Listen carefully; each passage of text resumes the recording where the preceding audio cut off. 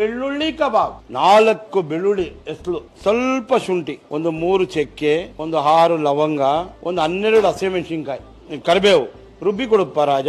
ನೋಡಿ, ಈಗ 3 ಸ್ಪೂನು ಜೋಳದ ಹಿಟ್ಟು, 1 ಸ್ಪೂನ್ ಮೈದಾ, 1 ಸ್ಪೂನ್ ಅಕ್ಕಿ ಹಿಟ್ಟು, 1 ಸ್ಪೂನ್ ಕಡಲೆ ಹಿಟ್ಟು, ಸ್ವಲ್ಪ ಅರಿಶಿನ, ರುಚಿಗೆ ತಕ್ಕಷ್ಟು ಉಪ್ಪು, ಕಸ್ತೂರಿ ಮೇಥಿ, ಆಯಿಲ್.